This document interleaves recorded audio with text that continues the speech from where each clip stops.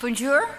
Thank you very much for Bonjour, inviting merci me. infiniment de It's a m'avoir real invité. pleasure to be C'est here un with grand you plaisir d'être in ici avec Paris, vous à one Paris, of my favorite cities. l'une de I'm mes villes really excited préférées. to be here with you. Donc, And, je suis I feel très that I will contente have to d'être go ici back avec to vous, London mais in a malheureusement, few je dois hours. I wish retourner I à Londres could dans stay quelques here heures. for the rest of the Et week. mais j'aurais aimé rester I'm going to ici talk to you about how pour to le reste de la semaine. identify Je vais vous parler de fetus comment at risk identifier un in pregnancy. fœtus à risque au troisième trimestre. I work in the United Kingdom and in the Je travaille au UK. Royaume-Uni et au Royaume-Uni, les not échographies de troisième everybody trimestre does. n'est pas une pratique de routine. On ne le propose pas à tout le I monde, just pas dans tous learned les that this hôpitaux. is something that's offered in all Je viens the d'apprendre hospitals. qu'en France, on le propose dans tous les But hôpitaux. really, a question that I'm going to address in this Mais talk, une whether question routine third trimester ultrasounds can à laquelle je vais low risk m'intéresser single-term ici, pregnancies. donc pour une échographie troisième trimestre dans des grossesses à faible risque, est-ce que c'est quelque chose qu'il faut envisager? Donc, on voit que quand on fait une échographie avec des grossesses à faible risque, dans une personne sur 10, on va trouver un résultat positif.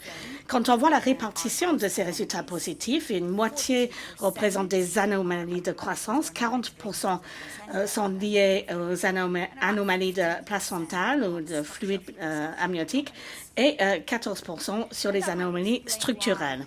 Donc, je vais vous expliquer pourquoi l'échographie du troisième trimestre, traditionnellement, a été appelée un scan croisé. Donc, nous avons publié au mois de janvier de l'année dernière des lignes directives. Et donc, on a voulu souligner le fait qu'il fallait avoir un checklist pendant qu'on fait l'échographie, qui n'est pas une échographie standard. Donc, il existe des anomalies fétales qui vont pouvoir être détectées pour la première fois au troisième trimestre. Cela pourra être des anomalies qui étaient présentes avant, mais ils sont passés inaperçus. Peut-être que la femme est obèse ou le fœtus est dans une position un peu compliquée. Mais l'histoire naturelle de cette anomalie n'a pas été détectée auparavant. Ou peut-être que l'anomalie était le résultat d'une infection ou d'un incident vasculaire qui pourrait être d'origine congénitale. Et donc, on n'aurait pas pu les détecter plus tôt. Donc, quels sont les types d'anomalies que l'on trouve au troisième trimestre? Eh bien, presque la moitié sont d'origine urogénitale, et surtout les reins ou des abnormalités rénales. Environ 15% sont du système central nerveux, du CNS, et 15% environ sont des anomalies cardiaques. Donc, voici une étude sur le dépistage au Royaume-Uni où les femmes ont fait une échographie de routine entre 35 et 37 semaines. Et dans 2% de ces grossesses, il y avait des anomalies fétales. Les 2 tiers étaient des anomalies qui avaient déjà été diagnostiquées au premier ou deuxième trimestre et environ un quart, 25%, étaient des anomalies qui ont été détectées pour la première fois lors du troisième trimestre et environ 7% ont été détectées pour la première fois seulement en postnatal. Vous serez sans doute nombreux à demander quel est l'intérêt de diagnostiquer une anomalie fétale à 37 semaines. Eh bien, il y a un intérêt par rapport aux résultats postnatal. Par exemple, il y a des anomalies qui nécessitent un accouchement planifié dans un centre où il puisse y avoir une intervention immédiate sur le bébé. Et donc, le fait de détecter ces anomalies peuvent profiter donc d'une intervention fétale. Mais il ne faut pas être timide parce que il ne faut pas occulter le fait que les parents peuvent demander de mettre fin à la grossesse.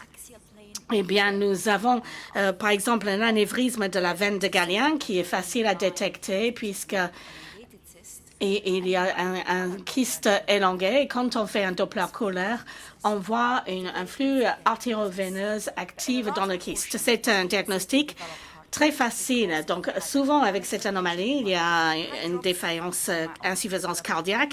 Peut-être qu'ils vont développer également une anasarque ou des problèmes du fait de la pression veineuse accrue et des lésions secondaires. Et par rapport au fait de soutenir les parents avec un pronostic, il est facile de se rappeler parce que environ un tiers de ces bébés ont un bon résultat après une intervention postnatale. Environ un tiers décèdent suite à la procédure et environ un tiers survivent, mais avec un retard de développement. Mais une fois identifié en prénatal ces grossesses, il faut planifier l'accouchement dans un centre, dans un hôpital où il y a des soins intensifs pour les nouveau-nés et un chirurgien vasculaire ou cardiaque. Donc, il y a 2 ans, c'était le premier cas qui a soutenu une intervention fétale ou prénatale. C'était aux États-Unis et ils ont fait une embolisation transutérine de la veine de Galien. Et ils ont éliminé postnatal la pathophysiologie. Le bébé s'en est très bien sorti et on n'a pas eu besoin d'une intervention postnatale. Deuxième cas de réussite rapporté dans la littérature était dans cette ville, à Paris, avec Yveline, où ils ont rapporté un traitement réussi de la malformation de la veine de Galien avec la même technique, c'est-à-dire une embolisation transutérine. Et ensuite, il y a l'obstruction. Et c'est souvent diagnostiqué pour la première fois au 3e trimestre. L'atrésie duodénale est très courant. Il y a le signe de double boule. On voit souvent pas avant les 24 semaines. Et souvent, c'est accompagné au 3e trimestre par un polyhydramoniose. Traditionnellement, il y a 30% de chance de défaut de chromosomine dans le syndrome de Down. Et on a questionné les statistiques il y a quelques années parce que dans le domaine d'une implémentation large de NABT, au premier trimestre, on diagnostique la plupart des bébés souffrant du syndrome de Down. Et l'incident n'est pas de 30% ici, c'est aussi faible que 1% en fait. Et donc, il y a également au 3e trimestre l'achondroplasie.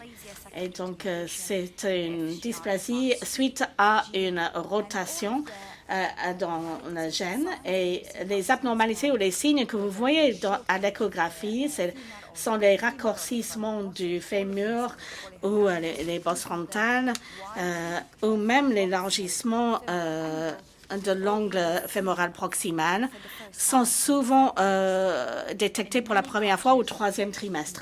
Dans de nombreux pays, y compris là où je travaille au Royaume-Uni, le fait de proposer de mettre fin à la grossesse n'est pas une option. Mais je sais qu'en France, cela reste une option. Donc souvent, les patients que l'on croise, s'ils veulent avoir une termination suite à cette achondroplasie, ils ont le droit ici. Donc, je vous ai montré plusieurs exemples d'anomalies qui sont détectées pour la première fois au 3e trimestre. Et donc, pourquoi est-il important de les détecter même à 36 ou 37 semaines? Donc, dans les lignes directives du 3e trimestre, nous avons fait une recommandation sur l'anatomie fétale. Mais qu'est-ce que nous avons recommandé? Est-ce qu'on souhaite que vous comptez les doigts, etc.? Non. Ce que nous avons recommandé, c'est qu'en évaluant la tête du fœtus, on regarde la taille et la forme, parce que c'est là où on peut détecter une microcéphalie ou peut-être des cas de crâniosanostose. Pour cela, on regarde le cerveau, la symétrie des hémisphères, la largeur des ventricules, parce qu'on peut détecter une encéphalomégalie, mais on regarde également le cortex cérébral, puisqu'on peut diagnostiquer des espaces cystiques ou des anomalies du cortex. Pour le cœur, on doit obtenir les mêmes vues que pour le premier trimestre, avec les 4 compartiments, les 3 vaisseaux, mais on a noté également que une légère asymétrie des ventricules est une variable normale au 3e trimestre. Pour la poitrine, il faut examiner le diaphragme et démontrer l'intégrité du diaphragme sur les vues sagittales et coronales, parce que 20% des hernies diaphragmiques congénitales sont détectées qu'au 3e trimestre. Et bien sûr, une fois qu'on les détecte, il faut s'assurer que cette patiente accouche dans un centre où il puisse y avoir une intervention péripartum. Et également, il faut regarder la texture des poumons. Pour l'abdomen, on regarde les espaces cystiques de collection de fluide ou une dilatation de l'intestin. Et pour finir, pour le système urinaire, on évalue les reins, la vessie et la fluide amniotique, parce que presque la moitié des cas d'hydronéphrose sont détectés qu'au 3e trimestre. Maintenant, je passe aux anomalies de la croissance fœtale et je vais passer la plupart de mon intervention là-dessus, sur les anomalies de la croissance, parce que la moitié des abnormalités ou les résultats que l'on voit au 3e trimestre sont liés à la croissance fœtale. Les données sont claires. Plus tard on fait l'échographie dans la gestation, plus votre échographie sera précise dans la détection de gros bébés ou même de petits bébés. Mais d'où viennent ces données pour soutenir cette hypothèse? Eh bien, si on regarde le poids fœtal estimé et on cherche à détecter un gros bébé, on voit que à 36 semaines, le FW, on voit l'écart entre les deux. Et si on fait l'écho à 36 semaines, c'est plus précis pour détecter un grand âge gestationnel que si on fait l'échographie à 32 semaines. L'autre problème qui est souvent un sujet de discussion, est-ce que l'on doit dépendre du poids estimé du fœtus ou la circonférence abdominale pour diagnostiquer un gros bébé? Et encore une fois, si on regarde ces résultats, c'est plus important si on utilise le poids du fœtus par rapport à la circonférence abdominale. Donc, le poids du fœtus est plus précis pour déterminer le poids du bébé, si on a un gros bébé ou non. Et la gestation est pareil, que l'on ait un gros bébé ou un petit bébé. Si on fait une échographie à 36 semaines, on a des résultats plus précis par rapport à 32 semaines. Je travaille au Royaume-Uni et juste avant la pandémie de COVID-19, on a mis en œuvre au sein de l'hôpital de Saint-Georges à Londres des échographies 3e trimestre routine à environ 36 à 37 semaines. Et je vais vous montrer des données que nous venons de publier sur la détection de l'âge gestationnel ou la restriction de la croissance fœtale à terme. Et donc ici, l'étude porte sur plus de 14 000 grossesses et on cherche à détecter un petit bébé qui est le poids de naissance moins 1/5 centile ou le taux de croissance du fœtus ou avec un résultat périnatal indésiré. Donc, si on regarde les graphiques, on voit que si on combine les caractéristiques maternelles avec le poids du fœtus et les Doppler fœtales, on peut avoir un très haut niveau de détection du poids du bébé, donc 0,92. C'est un très bon résultat. Également 0,93 pour une restriction de croissance. Donc, même si on ne veut pas utiliser des algorithmes de prédiction, etc., le fait uniquement de regarder le poids fœtal est suffisant pour pouvoir prévoir ou détecter les petits bébés ou des bébés avec une croissance ralentie. Donc, plus on regarde les données, plus on trouve que l'apprentissage machine, en fait, ne fait pas bien mieux que l'approche traditionnelle de régression logistique. Donc, ici, on voit les mêmes données. Si on regarde le poids de naissance avec une restriction de croissance, c'est un poids de naissance au 3e centile ou avec un poids de naissance entre le 3e et 10e centile avec des résultats indésirés, y compris les admissions néonatales. On a trouvé qu'il y avait des facteurs de risque significatifs pour les retards de croissance, la nulliparité des bébés d'origine ethnique avec les mères qui fument ou des problèmes d'hypertension. Ce sont tous des facteurs de risque connus pour des restrictions des retards de croissance du fœtus. Et donc, si on combine la régression logistique avec le Doppler, on peut avoir un niveau de détection important avec le retard de croissance, avec une régression logistique ou les calculs de Random Forest.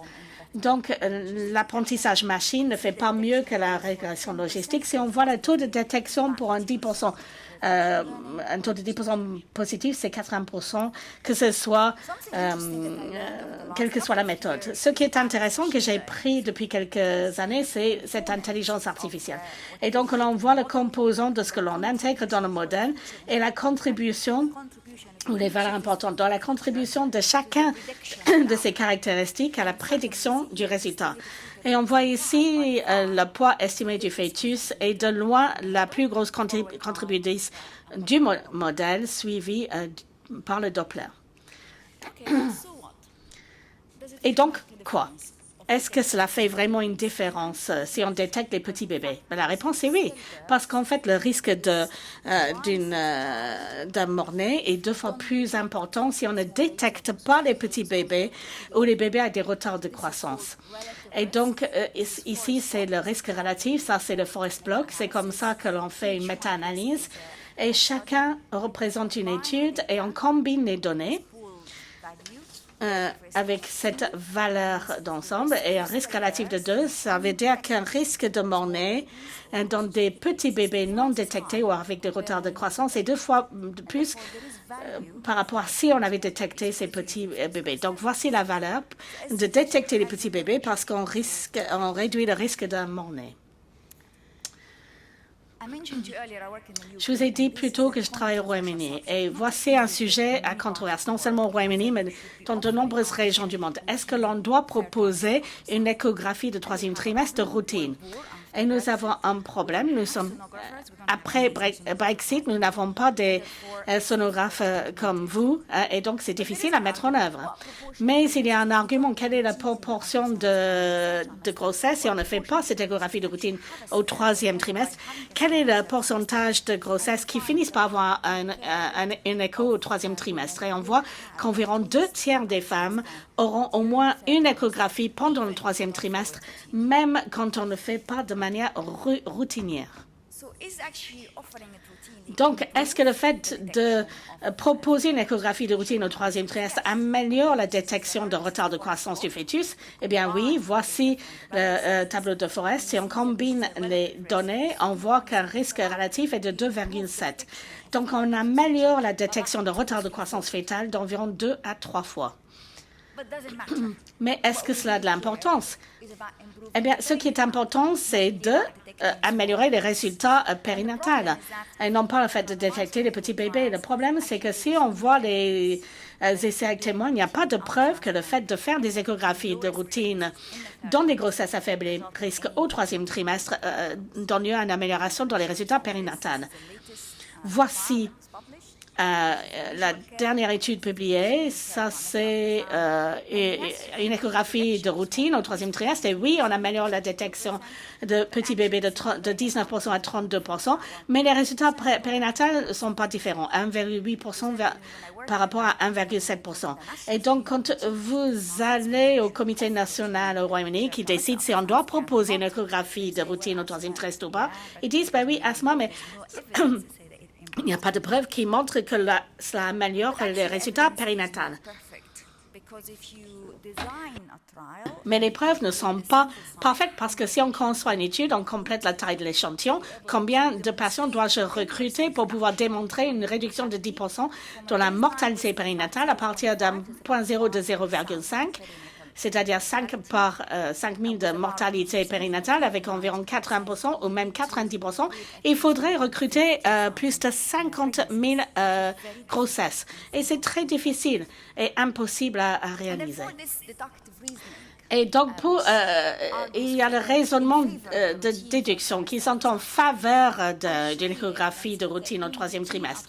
Et donc, je montre les preuves que le fait de faire cette échographie de routine au 3e trimestre améliore la détection de petits bébés ou des bébés avec des retards de croissance. Je vous ai montré également les preuves que quand on identifie les petits bébés lors de la grossesse, on a un risque réduit de mortalité périnatale. Et donc, si A mène à B et B mène à C, cela fait sens que l'on peut supposer que A peut mener à C.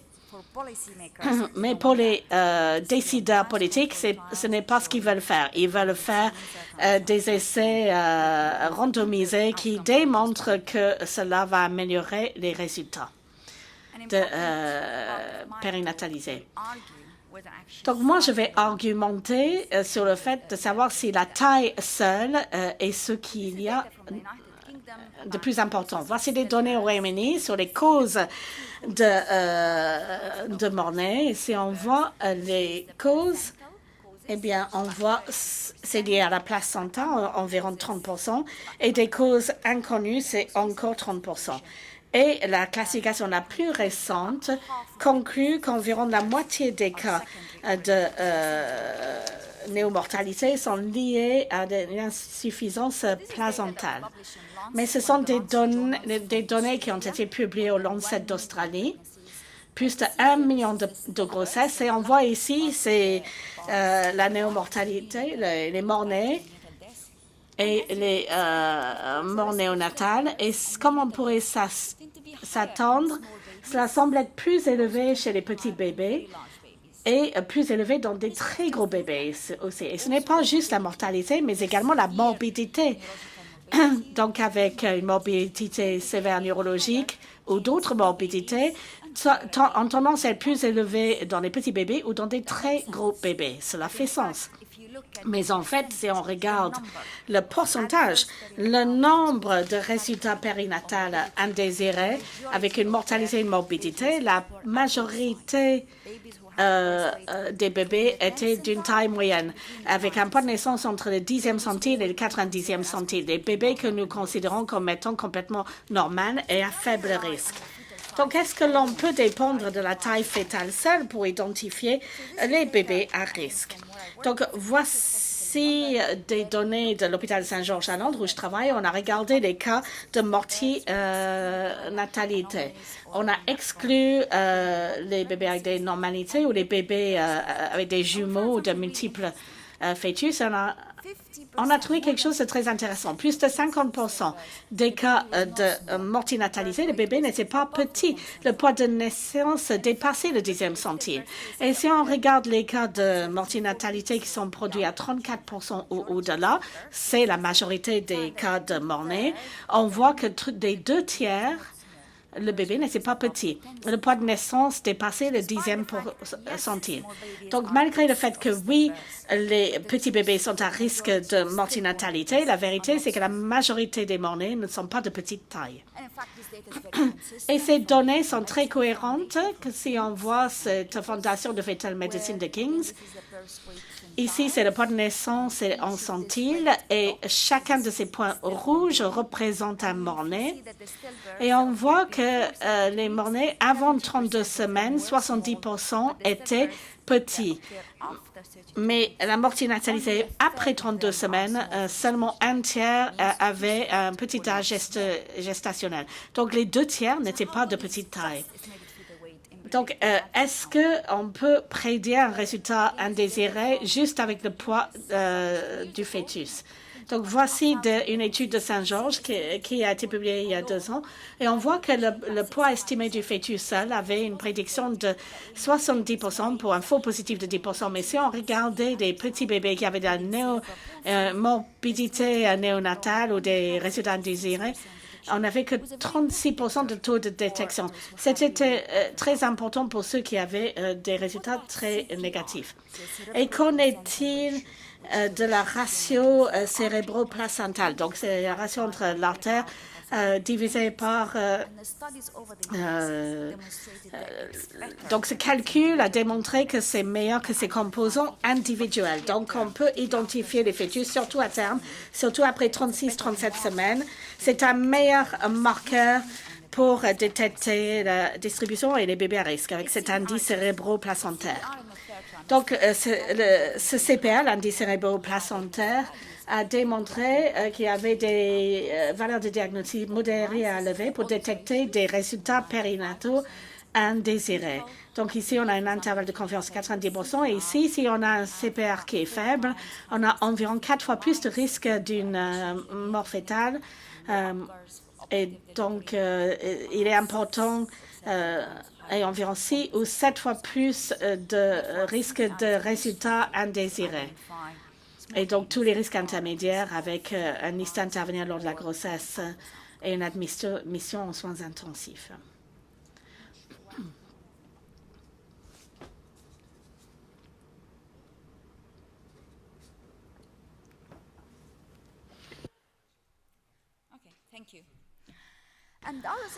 Donc, autre chose, une mesure des résultats, c'est une réduction dans la vitesse de croissance.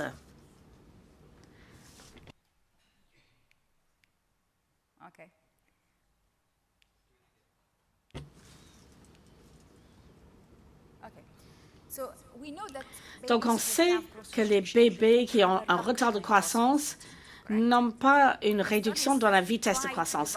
Les études ont essayé de créer un modèle mathématique pour déduire le retard de vitesse de croissance. Et ce n'est pas très efficace. Ce que nous avons tendance à faire, c'est juste jauger les mesures sur le graphique pour voir si le bébé grossit sur le même centile ou s'il y a une réduction de la croissance. Mais on sait que les bébés qui ont une réduction de la vitesse de croissance n'ont pas un résultat inférieur. Donc, voici une étude qui a été publiée il y a quelques années de Cambridge au Royaume-Uni avec Gordon Smith et qui s'appelle l'étude POP, prédiction des résultats de grossesse. Et ils ont fait des échographies de routine pour les femmes qui avaient la première grossesse. Et ils ont trouvé que le fait de juste être un petit bébé, ce n'est pas un bon marqueur de morbidité. Mais les petits bébés qui avaient moins de 10e centile, plus une réduction dans la vitesse de croissance du fœtus, ces bébés avaient 17 à 18% de plus de probabilité de voir une morbidité néonatale, ce qui réitère l'importance de la vitesse de croissance et sa réduction. Donc, si le CPR est corrélé avec une réduction de la vitesse de croissance, ce que nous avons fait dans cette étude, c'est de quantifier la réduction de la vitesse de croissance en divisant le centile à terme à 36-37 divisé par le centile AC à 20 semaines. Et ce que nous avons trouvé, c'est que plus la vitesse de croissance est lente, plus on a de probabilité d'avoir un CPR faible. Mais ce qui était très intéressant, nous avons trouvé également dans des bébés qui ne sont pas petits, mais de bon âge gestationnel, avec un poids estimé au-dessus du 10e centile, avec un poids de naissance estimé également au-dessus du 10e centile, mais ceux qui avaient une réduction de la vitesse de croissance avaient sans doute avaient plus de probabilité de présenter une CPR, qui est un marqueur de retard de croissance. Et donc ici, il y a une définition du consensus du retard de croissance placentale et du fœtus et les lignes directives ESWAC et également dans la ligne directive fétale sur les retards de croissance fétale. Et si on regarde un retard tardif au-delà de 32 et les critères de diagnostic, on voit que le CPR est un composant des critères de diagnostic pour un retard de croissance tardif du fœtus.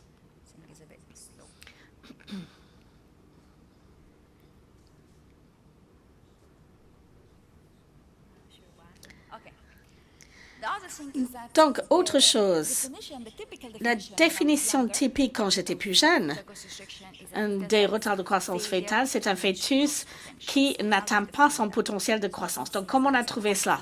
Et il n'y a pas de quantification pour le fait de ne pas atteindre son potentiel de croissance. Et il y a quelques années, on était très intéressés par ce CPR, l'indice cérébro-placentaire, et traditionnellement, c'était utile pour les bébés très petits. Donc, si on a un petit bébé, le CPR ou le Doppler NCA était utile pour identifier les bébés à risque. Donc, quand on regarde les données, on a trouvé quelque chose d'intéressant. On a trouvé que parmi les petits bébés, environ 17% avaient un CPR faible. Mais ce qui est beaucoup plus intéressant, nous avons trouvé qu'une proportion de bébés qui n'étaient pas petits avaient également un CPR faible. C'est un bébé qui avait un poids au-dessus de 10 centiles ou le poids de naissance au-dessus de 10 centiles, mais qui montre également une redistribution. Et ce qui est intéressant, c'est que plus le poids de naissance est faible, plus il y a une redistribution pour le fœtus, mais il y avait également des bébés qui étaient entre le 75e et 90 centiles et qui montraient une redistribution. Donc, nous avons élaboré un nouveau modèle qui combine l'approche traditionnelle du fait que les petits bébés, en prenant un poids de naissance à moins de 10 centiles, identifient des fœtus à risque, mais on a inclus également un nouveau groupe qui est basé sur un faible CPR pour dire que ce sont également des fœtus à risque. Et si on combine ces deux modèles, on divise ces fœtus en 4 groupes. Des petits bébés avec un faible CPR, c'est le groupe le plus à risque. Le noir, c'est des bébés de taille moyenne avec un CPR normal, donc des bébés en très bonne santé, mais également des bébés qui sont petits mais qui ont un CPR normal. Donc, c'est comme moi, petits, mais sans doute sains, en bonne santé, et verts, qui sont de taille moyenne, mais qui ont un faible CPR. Et ce groupe, traditionnellement, on n'a jamais vraiment identifié, on les a jamais vraiment identifiés comme étant à risque. Je vais vous montrer les données qui montrent que ce groupe est également à risque. On a regardé différents résultats. Donc, un compromis fœtal, donc le risque de détresse intrapartum qui a besoin d'un accouchement par voie chirurgicale. Et on a regardé tous les facteurs de risque, l'âge de la mère, parité, ethnicité, est-ce que la mère fumait, mais également le CPR. Et on trouvait que même si on ajuste pour tous les restes, le CPR restait un prédicteur indépendant du risque d'un compromis du fœtus intrapartum. Et on a trouvé que même si on exclut des bébés de taille moyenne et qu'on ne regarde que les bébés de taille, des tailles de petite taille, si on exclut la taille petite mais seulement regarder les tailles moyennes, un groupe qu'on n'a jamais identifié comme mettons à risque avant, on voit que le risque de compromis du fœtus est pareil que pour les petits bébés avec un faible CPR chez les bébés de taille normale avec un faible CPR. Et on a publié dans un journal américain il y a quelques années et d'autres groupes de recherche ont trouvé les mêmes résultats et les ont également publiés. Ça, c'est de Queen Charlotte au Royaume-Uni et également des données australiennes. Donc, si on regarde les bébés qui ont un âge gestationnel normal à terme, donc ça, c'est des échos au-delà de 36%, on trouve, si on voit un CPR abnormal, les chances d'avoir besoin d'une césarienne, c'est de 35%, 1 à 3. Mais si on a un CPR normal, les chances sont seulement de 10%. Et les bébés qui avaient un CPR au-delà du 95e centile, un bébé parfait, il n'y avait pas besoin de césarienne pour détresse fœtale. Mais les petits bébés, avec un petit âge gestationnel, environ 40% avaient un CPR normal. Et dans le groupe avec un CPR normal, les chances d'une césarienne pour détresse fœtale étaient d'environ 80%. Donc ça, c'est s'ils avaient un CPR abnormal. Mais s'ils avaient un CPR normal, les chances étaient de 10%. Donc, les mêmes chances que avec un âge gestationnel normal. Donc, on a regardé également les admissions en unité néonatale et on voit également que le CPR, c'est un prédicteur indépendant des risques d'admission dans les unités de soins intensifs néonatales et également pour les autres facteurs. Parce qu'on n'a pas de temps, je ne vais pas rentrer dans les détails. Est-ce qu'on peut employer cela pour prédire le risque de mort-née au 3e trimestre? On a inclus les grossesses au-delà de 26 semaines au 3e trimestre et on a combiné le poids fœtal estimé avec le CPR, donc avec l'artère utérine et son indice, et on peut avoir un taux de détection d'environ 70%, avec moins de 10% de faux positifs. Donc, on peut voir que cela peut nous aider à prédire le risque de mortinatalité au 3e trimestre. Je vais vous montrer un cas que nous avons vu au sein de notre hôpital il y a quelques années. Une dame qui était considérée à faible risque, elle n'a que 36 ans, première grossesse, BMI de 23, grossesse à faible risque, toutes les échos ont été bonnes, bon écho au troisième trimestre. Et à ce moment-là, on proposait des échos au-delà de 40 semaines, si elle n'avait pas accouché. Donc, l'écho qu'elle a eu à 41 semaines, les 3 derniers jours, comme on le voit ici, était normal. Les biométries étaient bonnes et le Doppler était bien aussi. Donc, l'artère et l'indice artériel étaient également avec des chiffres normaux.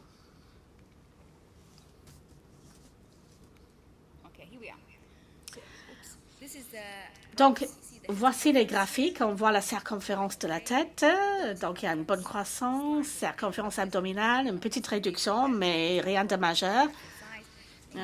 Et on regarde le CPR. Et ça, c'était la mesure au-delà de 41 semaines, donc assez faible. Donc, 2 jours après cette échographie, elle vient spontanément à l'hôpital. Et quand elle arrive, je vais vous montrer le CTG. Donc, voici le CTG. Donc, à 41 plus 5, c'est anormal. Elle a une césarienne d'urgence. Le bébé a un bon poids, 3,6 kg, et l'APGAR était de 2/5. Et avec une perche du cordon de 7,1 en artériel et 7,15 Vénus. Donc, le bébé était en très mauvais état à la naissance et malheureusement, il a eu une hypoxie sévère. Il est décédé au 10e jour. Et donc, il faut vous montrer que le CPR était anormal chez ce bébé. Donc, voici un sujet à controverse. On se rend à des conférences, on a des débats. Certains disent que le CPR est important, d'autres disent non, ce n'est important que chez les petits bébés et ce n'est pas important dans des bébés à gestationnel normal. Jusqu'il y a quelques années, on n'avait pas de preuves de niveau 1. Il faut un essai à témoin pour s'assurer que le CPR soit utile pour des bébés qui ont un âge gestationnel normal. Et jusqu'à ce que la publication de cet article dans le Lancet, c'est l'étude Ratio 37 publiée dans le Lancet il y a moins de 2 ans. Et dans cette étude, toutes les grossesses avaient une échographie à 36 et 37 semaines et qui a été randomisée. Donc, randomisée, il y a un groupe qui a été révélé. Donc, le clinicien connaissait les résultats de l'échographie et a agi en fonction, ou un groupe dont les résultats ont été dissimulés. Et donc, le groupe où les résultats ont été révélés, s'il y avait des bébés avec un âge moyen, mais s'ils avaient un faible CPR, on leur proposait un déclenchement à 37 semaines. Le premier résultat de cette étude, c'est que la mortalité n'était pas différente entre les 2 groupes, mais les néomortalités dans les groupes qui sont révélés avaient été significativement réduites. Donc, le résultat primaire n'était pas statistiquement différent, mais cela démontrait que l'on peut réduire la néomorbidité en prenant en compte le CPR, même si le bébé a un bon âge gestationnel et un bon poids. Donc, voici un article récent que l'on a publié sur le rôle du CPR dans la pratique clinique où on a proposé un système de feu tricolore. On a pris en compte la taille du bébé et le CPR, donc l'indice cérébro-placentaire. Donc, si le bébé avait un poids au-delà du 10 centiles et un poids normal, c'est un bébé en vert normal. On peut poursuivre et prévoir l'accouchement à 41 semaines. Au Royaume-Uni, on provoque l'accouchement à 41 semaines. On ne laisse pas courir la grossesse au-delà du fait du risque d'une mortinatalité. Si le bébé est petit avec un CPR normal, on va prévoir une restriction de croissance, on va prévoir l'accouchement à 38 semaines. Si c'est un petit bébé, mais avec un CPR normal, on fait un suivi à 38 semaines et on prévoit un accouchement à 40 semaines. Et donc, le CPR peut être rassurant du fait que l'on peut poursuivre la grossesse jusqu'à 40 semaines. Et s'il y a un bon âge gestationnel du bébé, donc si le poids du fœtal est normal, mais avec un CPR abnormal, et le bébé n'atteint pas son potentiel de croissance, on fait un suivi à 38 semaines et on prévoit un accouchement à 32 semaines. C'est ce que l'on propose comme gestion suivant une échographie à 36 ou 37 semaines. Ma dernière partie, et je vais faire très vite, est par rapport à l'évaluation du volume de fluide amniotique. Parce que, comme j'ai dit, environ 40% des résultats positifs au 3e trimestre est lié au volume du fluide amniotique ou placental. Et donc, après cette étude, on a dit qu'afin de faire un diagnostic, il est mieux d'utiliser l'approche verticale et l'amniotique fluide pour le DVP. Donc, pour le polyhydramniose, on peut utiliser, les preuves recommandent que l'on doit dépendre d'un indice AFI de plus de 25 cm. Et il est important d'évaluer la sévérité d'un polyhydramniose, parce que plus c'est sévère, plus il y a une probabilité qu'il y ait une étiologie. Donc, si on a une polyhydramniose modérée, en 90%, il y a une cause placentale ou d'anormalité fœtale. Donc, soyez systématique, regardez le fœtus, l'anatomie, la placenta, pour chercher la cause de ce polyhydramniose. Donc, voici une liste des causes qu'il faut exclure. Donc, il y a le diabète, mais il ne faut pas oublier qu'environ la moitié des cas de polyhydramniose, on ne trouve pas de cause. Est-ce dangereux d'avoir une polyhydramniose? Et la réponse est oui. Les preuves suggèrent qu'il y a des probabilités avec risque de 7 à 8 fois de plus de morts intra-utérines et de macrosomie multiplié par 3 fois et 3 fois le risque de faire une césarienne. Et donc, voici ce que nous avons inclus également dans les lignes directives par rapport à ce qu'il faut faire en termes d'échographie, tester pour le diabète, faire un amniodrainage symptomatique. Et dans un tiers des cas, quand on a une polyhydramniose, surtout si c'est léger, ça peut être absorbé, ce qui signifie qu'il y a un pronostic excellent. Et qu'en est-il de l'oligohydramniose? Je vous ai dit plus tôt qu'il était mieux d'utiliser l'approche profonde plus que la AFI avec une coupe à 2 cm. Où sont les preuves pour le soutenir? Eh bien, cet essai randomisé, ils ont diagnostiqué ou basé sur l'AFI ou le DVB. Ça, c'était avec une étude randomisée. Et le groupe qui randomisait avec la AFI avait beaucoup plus de diagnostics d'oligohydramniose, 10% par rapport à 2%, beaucoup plus d'induction de l'accouchement, 13% par rapport à 4%, plus de probabilité d'avoir un CTG abnormal, mais il n'y avait pas de différence dans les résultats. Donc, on surdiagnostique, mais il n'y a pas de différence dans les résultats.